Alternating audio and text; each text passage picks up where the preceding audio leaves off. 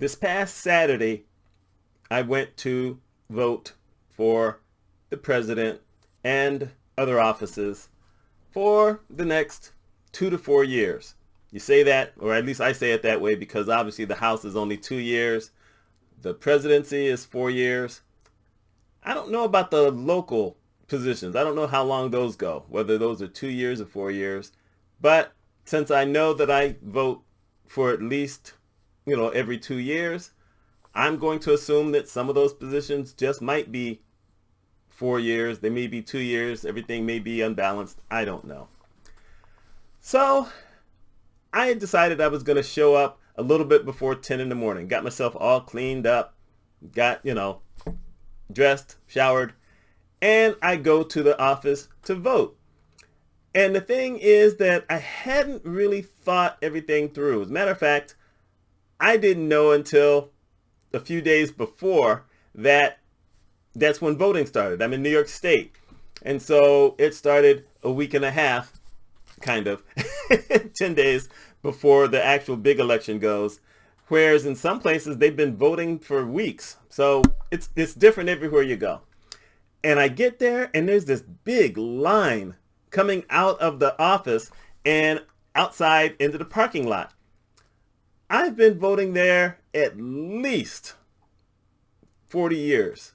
Not specifically that one, but, in the area. And I've never seen a line like that. That threw me off. I wasn't expecting it. Had I thought that was going to happen, I would have left a lot earlier. And so I park the car and I get my spot in line.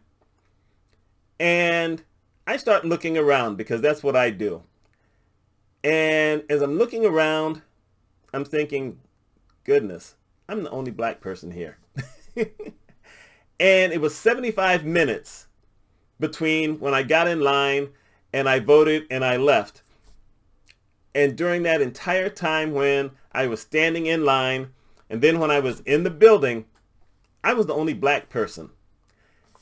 And I'd never really thought about that before because any other time I'd gone to vote, there weren't that many people there. But this time, it was just kind of different. I kind of felt alone. And I voted, and as I walked out and I'm walking away, I see this black couple there. And I looked at them, and they looked at me, and we smiled at each other. And I leaned over real quick, and I said, "Thank you for not letting me be the only one." And they smiled, and we all got it. And then I left. And I've been thinking about that ever since because I don't remember when I actually voted for the first time.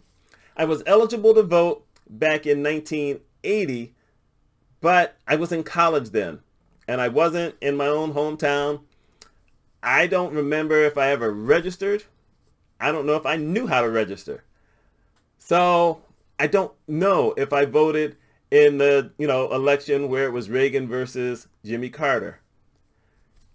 And I didn't even know who I was going to vote for because there was this guy named Charles Anderson who came to college, up to where I was going to college, and he had some kind of speech and I didn't go. But I heard a few people talking about it and I said, well, that doesn't necessarily sound so bad. And all these years later, I started thinking back to the reality that, I don't know if back then college kids were really ready to vote for anything. We didn't watch any debates on TV. I can't even remember if there was a debate. So we didn't do that. If you're in a college and you're not in a big city, they're not coming up to see you most of the time. So obviously Charles, Anderson wasn't going to win anything. And I don't remember if I voted in 1980. And truthfully, I don't remember if I voted in 1984. As a matter of fact, I don't know if my parents voted. I don't know if they ever voted. They never said anything about it. It wasn't anything that was ever discussed until 1988 when Jesse Jackson was running for president. And that was something different. Shirley Chisholm tried in 1972, and I knew that at the time, but I had no real idea of running for president meant at that time. All I knew is that in school, and I think I was 12, 13 years old or something like that. I think it was probably 12, maybe even been just 11. And kids in school one day started yelling out the names. Nixon, Humphrey, Nixon, Humphrey. We didn't know who these people were. It just turned into a thing, probably what a lot of people were hearing from their parents. Like I said, I never heard from mine, but I didn't necessarily like a lot of the kids who were screaming Nixon, so I started screaming Humphrey just because it seemed to be the right thing. And like I said, I don't know if my parents ever voted. Maybe they did, but it wasn't anything we ever talked about. But in 1988, it was the first time that I can actually remember voting for president. And Bush won. You can't have everything. But still, it just seemed like it was this major thing at the time. And then it wasn't a major thing anymore. Even in 2000, when Bush Jr., yeah, that's what I call him, when Bush Jr. won, barely won, it wasn't really a big deal in my mind at that time. And the first time voting really turned into a big deal was in 2008, when Obama was running against, oh my goodness, John McCain. And the thing about John McCain, you just couldn't hate him. There was no hate about him. He was a Republican, but he was a good guy. And I always thought that there was going to be this kind of thing where, maybe you have Democrats and you have Republicans and they don't get along with each other overall, but you would be courteous. And there was a decorum. And John McCain was just a really good guy. And it was one of those people when you could look at this and say, you know what, we disagree on policies, but we can sit down and talk to each other. Maybe we can go out for ice cream together and go to a restaurant for dinner. That would be a weird thing, but still, he was a decent guy. Mitt Romney was actually a decent guy. I didn't want to vote for him, and it was never going to happen, but he was basically a decent guy. And then 2016 came. And the Orange Menace, it never occurred to me or anybody I knew locally, because I didn't know anybody who was going to vote for him. At least they said they weren't going to vote for him. It just never occurred to me that he actually had a chance to win. And I wasn't watching CNN at that time. And I didn't even know if there was in MSNBC. I wasn't watching all that stuff. It just never occurred to me that he would win. And when he won, I was depressed. I was really depressed. I wrote on one of my blogs, I said, I am not doing anything until the new year. Sorry, not writing any content. I am just stunned. Where that picture is right there, move the finger, I used to have an American flag there. My dad was in the military. I supported, the armed forces. Took that down, said, no, never again. And I have never worn red, white, and blue. I've never bought anything red, white, and blue. Definitely red, but never red, white, and blue. I just couldn't do it. I just won't do it. Because I knew at that point that the country was fractured. And we were never going to go back to what things used to be. 2020, same thing. Oh my God. It got ugly again. And Biden barely won. And that was strange because almost nobody wanted Biden at the time, but nobody wanted anyone else until he decided to get into the race, and he won, and that was shocking. And you know what? He's probably been the best president since 2000. And I liked Obama, but Biden has got a lot of stuff done. The economy's been good. Affordable Care Act has been solid. He has done a remarkable job considering he had to follow the Orange Menace and fix the COVID mess first. So when it came down to a thing where I guess he did bad in the thing that he did against the Orange Menace, and I didn't see it. All I did was the next day I saw information about it, and it sounded like, oh my goodness, he must have been really bad because suddenly people don't want him. And I'm thinking, why? But he did a great job. But it never really occurred to me that this was a man in his early 80s, and his voice has gotten a lot softer since he ran in 2020. And the stuttering isn't a big deal because we all stutter. People will say they don't. Yeah, we all stutter at some point. And then they went with Kamala Harris. And I had nothing against her, but I thought it was disloyal that after everything Biden had done for the country that was positive, that they were just going to throw him, under the bus like that. But she's turned out to be competent. He has done his thing, and things have still gone well. I mean, for everyone who said how bad he is, the economy has grown. I think, what is it now? At least 18, 20 straight months? But we're in a weird place right now because Harris is running on a platform and the Orange Menace is running on retribution. People he's going to get back. He's got an enemies list. We got this Project 25 thing that he keeps saying, I don't know anything about it. Dude, you're mentioned over 400 times in the Project 25 thing. You've talked about some of that stuff. For a guy who says he doesn't know anything about it, there you are.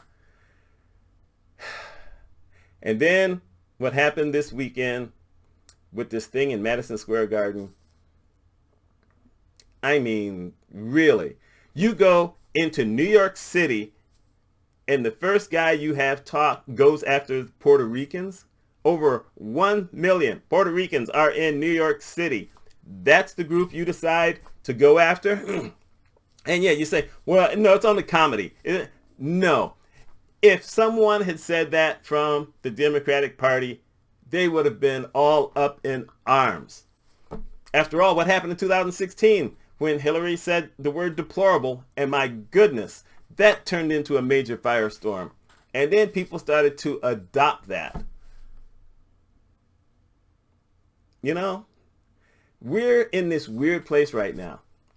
In 2016, it never occurred to me the Menace could win, and he did. In 2020, I freaked. But at least I had a platform somewhere when I got to say a few things. But I didn't say a lot, but I worried about that one. I still couldn't believe how close it was, but I worried about that. And I'm worried about this year, but not as much. And the reason I'm not as worried as a lot of pundits is because I think the polls have it wrong. Let's think about this. Put us in the position of the Orange Man. Put us there. If it was us and we were running for something, we're running to be dog catcher of the county. And most of the people who worked for me, or us, have come out saying how bad we were and how nasty we were and some of the bad things we've said. Or are saying, this person wasn't competent enough to do this job, didn't care, wouldn't read the information we gave, could only spend maybe an hour and a half a day, sometimes two, but mainly an hour and a half a day going through what everyone has to say when that's usually a long process, and then didn't want to hear anything else. Spent almost half of the time in office, in that position, golfing or traveling around the country, doing all kind of weird things, but not doing anything good for the people. He didn't handle hurricanes well. You saw what he did to Puerto Rico. How did he help Puerto Rico? He went down there and threw paper towels at people. And then he didn't agree to how much money could go to Puerto Rico to help. As a matter of fact, he vetoed the entire thing. They got nothing from the government. Puerto Rico is part of the United States. It's just one of those kind of things where the comparison between the two is so wide that it's hard for me to believe that there are a lot of people in this country who like to talk about law and order, have no problem with the fact that he is a convicted criminal. 34 counts against him. He's a convicted rapist. My God. Convicted rapist. And then he defamed the woman in his position of whatever, and he lost that. He has been convicted of fraud, and he got hit with a $450 million, penalty. And it's gotten bigger. If that was us, we would already have had all of our stuff taken. But he gets away with it all. He's not supposed to be above the law for anybody else. He's done that his entire life. He's lost a lot. They've been penalized from money and whatever. But, every once in a while you just have to take that step and say, this just can't happen again. So yes, I voted for Kamala Harris. And I ended up pretty much voting the straight Democratic ticket. Even though I'm registered as an independent, I voted the straight Democratic ticket. I haven't always done that. I've done it most of the time. But every once in a while, I have voted for a Republican because they did something special for Central New York. That's a big deal for me because that's where I live. So, I'm going to say this. I'm not going to hold any grudges against anybody. What I am going to say is use your conscience. Go vote. Don't cry later on when your favorite candidate doesn't win because you didn't go to vote. You deserve to be able to fuss a little bit if the person you voted for lost. But go vote. Get the numbers out. No matter where you are in this country, no matter where you are somewhere else in the world where maybe you've got the ballots, absentee ballots that you can, vote with. But if you don't take a stand and vote, then you really don't have a right to complain about anything. That's where I am. So, it's easy for you to know who I wanted to vote for. I just told you who I voted for. But overall, I'm thinking back to last Saturday. I'm the only there. Anybody who looked at me had to know who I was going to vote for when it came to president. Probably no idea who I would vote for after that, but they knew. And the couple who I ran into, I knew who they were going to vote for. That's all I have to say. Anyway, my name's Mitch Mitchell. Hope y'all have a wonderful week. Let's see what happens after next Tuesday. Go vote.